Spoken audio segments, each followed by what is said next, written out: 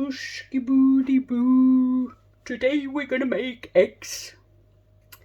Hey, my name is Lena Ekelund. I am Swedish, so I already now ask for your forgiveness when I'm using the incorrect terminology. Not if, but when. I am using for my eggs spin quality merino. I loved the way it felted when it felted by mistake, so I thought, okay, let's try and make something out of it on purpose. So merino roving, and then I'm using hand-dyed merino. I dyed it a while back to use as an eggshell. And look, I prepared some. I've gone bananas on eggs, if you can do bananas and eggs at the same time.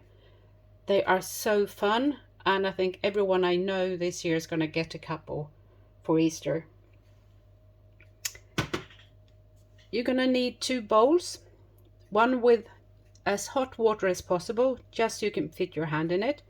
I'm using fairy to get the bubblies in mine, and this is ice cold. I'm going to tell you later on why I do it and why it is done that way. I start with my roving, and I make a knot in the end, and I tighten it quite hard. So this is going to be the center of the egg, and then I wind it as tight as I can into the rest of the roving. And the tighter you can make it, the easier it's going to be with the rest of the process. So I'm just going to make something that is similar to a ball, perhaps like this. Yeah, that's pretty close to a ball. And when you put on the eggshell, you cannot put it on when it's tight like this. You need to separate the fibers so that they become like this. So very, very thin.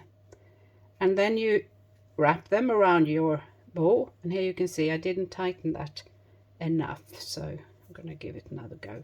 So, and depending on how much color you want on your egg, you decide how much of the dyed fiber you want to use on the outside. I'm going to have a mix today. I don't know anything about bird eggs. What color who makes. I don't know whether this is a dove or an egret or just a fantasy bird. Perhaps a phoenix. I don't know. So now I'm pretty happy. I like to have a bit of white on my eggs. If I didn't, I would put more wool right here. I take the ball and I squeeze as much air out of it as I can, and then I dip it into the hot soapy water. And you can both see and hear it. I press out as much air as I can so that I get the soapy water all the way into the center. And of course, when I take my hand out, it's going to be not very much like a ball. So then I just roughly make it into one again. You can see here, it was a little bit dry. Then I just dunk it again. Now I'm going to start felting my egg. And the way you do that is that you very, very lightly roll it between your fingers. Initially, it's going to be really, really, really delicate. And when it gets dry, I just dunk it again to get more soap into it.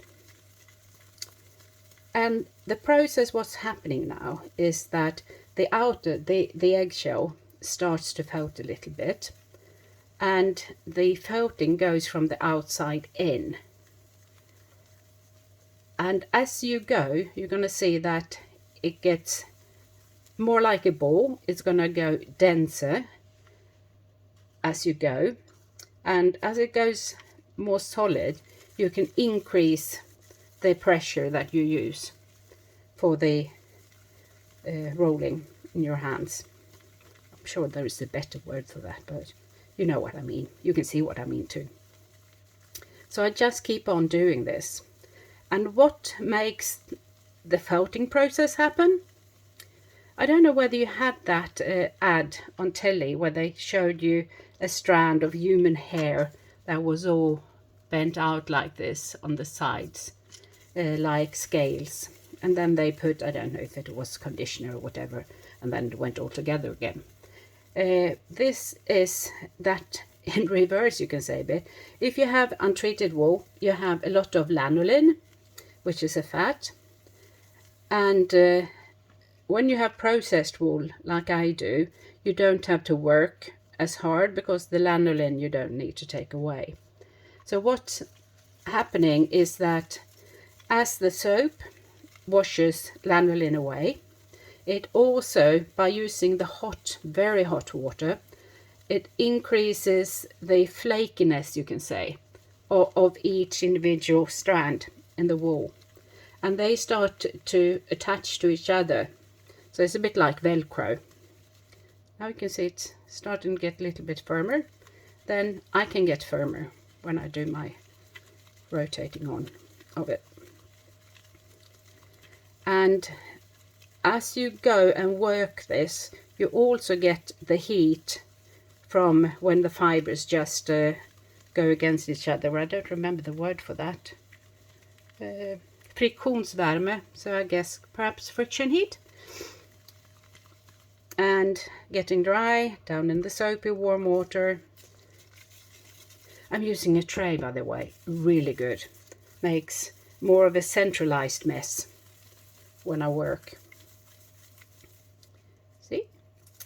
I want my eggs to be slightly soft. I don't want them rock hard.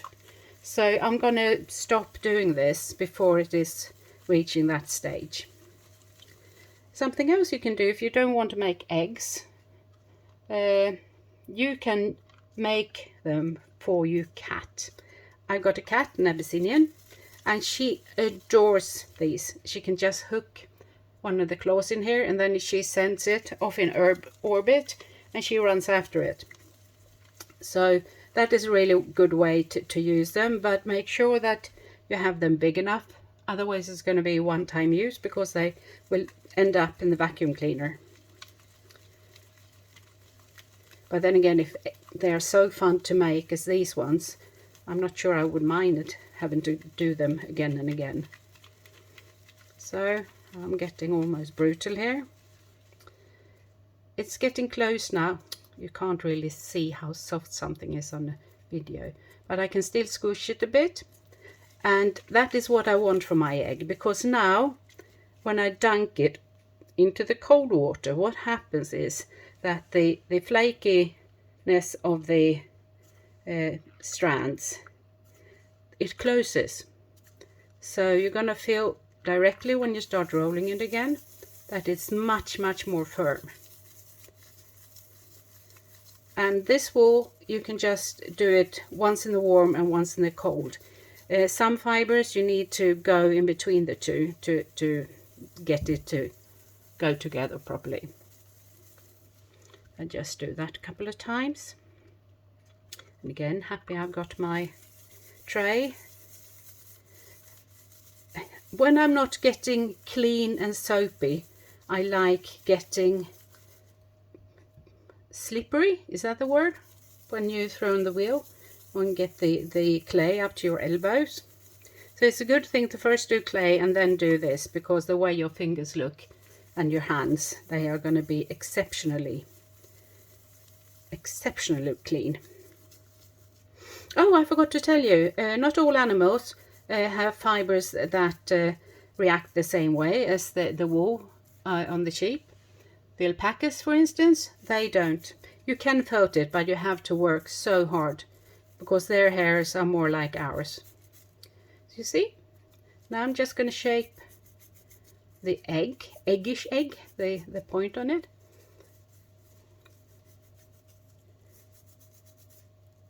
Look, we've got an egg. You can't really see because I'm too far away, aren't I?